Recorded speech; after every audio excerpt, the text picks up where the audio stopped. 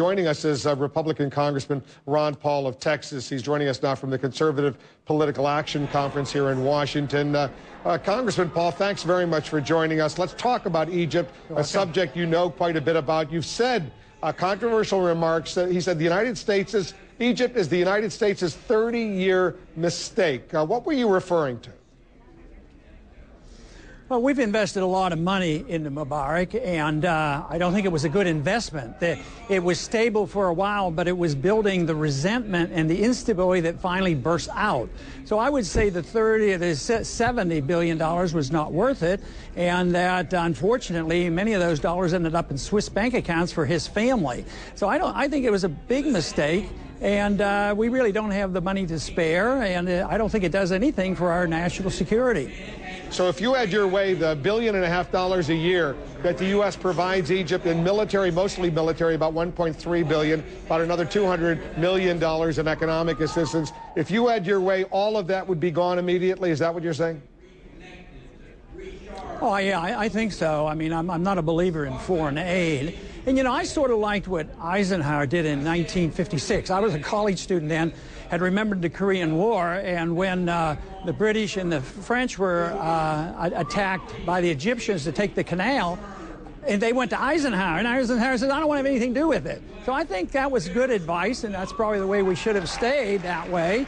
And we should do a lot less, a lot sooner, and not waste all this money because it tends to come back to haunt us. It reminds me a little bit about propping up the Shah of Iran. Just look at that problem. Then we ended up with the Ayatollah. So they're not good investments. I like the founders' advice. You know, be friends with people and trade with people and negotiate and get along with them, but not to get involved in internal affairs and all these treaties and border squabbles. It's not in our best interest, but it will come to an end mainly for economic reasons, and that's what happened to the Soviet system. They didn't end because they all of a sudden got wisdom. They ended because, you know, they got bogged down in Afghanistan, and they went bankrupt, and the whole system fell apart. And we could face a crisis just like that, and we will have to pull back. So what I hear you saying is the United States should simply walk away from Egypt right now and let the Egyptians do what they want. But in terms of maintaining this very tight military-to-military connection, the U.S. should simply leave the Egyptians to the Egyptians. Is that your attitude? Sure. I think so. I mean, if we'd have a problem like that, we wouldn't want foreigners in here to sort things out. We would say it's our responsibility. So I think that's the problem, that we've been too much involved. So the sooner we get out of it, the better. We shouldn't. I mean, right now, I'm sure our State Department, our CIA is looking around for our next guy that we can support, because most of them now have expressed, well, we can't really give them democracy. They might elect the wrong person. See, we're all for democracy as long as they pick the right person, and we just as soon prefer a dictator that will do our bidding, and then we give them a lot of money. I'd like another option rather than either just bombing people or giving them money. I would say friendship and diplomacy is a much better way to go. I mean, this army was built by us, and the military-industrial complex loved it. They made a lot of money off that. But the army was there for all those 30 years was to protect Mubarak. It wasn't for national defense purposes. So that's our army, 450,000 troops that we more or less was. I was just going to say, administration officials going back to Republican administrations, whether Bush or Reagan or Democratic administrations, the current one or Bill Clinton's administration, they'll argue this military assistance to Egypt is a good investment in the United States because Egypt was an ally, a strategic partner, and cooperated with the U.S. in the war on terror, for example. So this was money well spent. That's the argument we've heard now for 30 years. Well, yeah, but I think our current events proved my point. It wasn't well spent because it ended up in chaos, and we don't know who the next dictator is going to be, and it helped contribute to our bankruptcy. So I would say maybe the next leader of Egypt will.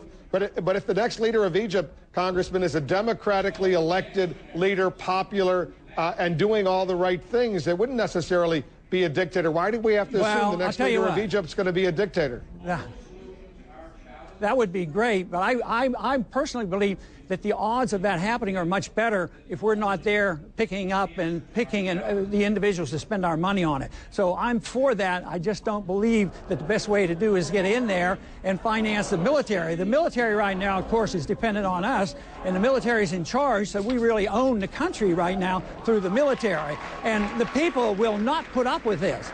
Temporarily, maybe, but ultimately the people will reject it. We need to think about these problems in terms of what if another country did that to us?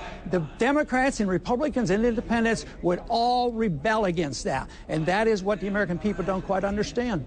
Well, on that point, I think you got a good point that the Egyptians don't want any outside interference in their domestic affairs. They want to do what they need to do, and at least today they seem to be on that path, but it's going to be a very, very difficult path. Congressman, you're at that CPAC, that Conservative Political Action Conference in Washington. One quick political question before I let you go. Are you going to seek the Republican presidential nomination this year? I haven't made up my mind, and that's a truthful answer. And I'm sort of glad nobody else has made up their mind either. So I feel like I have a couple more months to sort it all out. You'll make up your mind up in the next. You'll make your mind up in the next 2 months. Yeah, I would think so. It would be necessary in the next several months of some sort. I don't have a timetable. And do you want to respond to Donald Trump, who told that CPAC conference last night? They told your supporters there that you don't have a chance of getting elected. I think I'm paraphrasing what he said, but he was brutally blunt in a Donald Trump kind of way.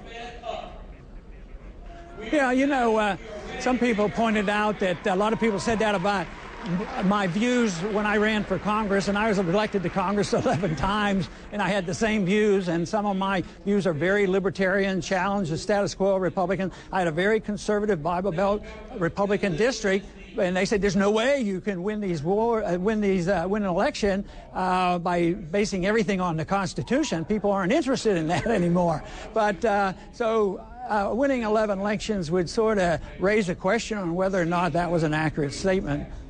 You've been pretty impressive over the years, and you were pretty impressive, I must say, in the run for the Republican nomination last time around. Your supporters were probably among the most enthusiastic out there, as I could personally testify. Hey, Congressman, thanks very much for joining us.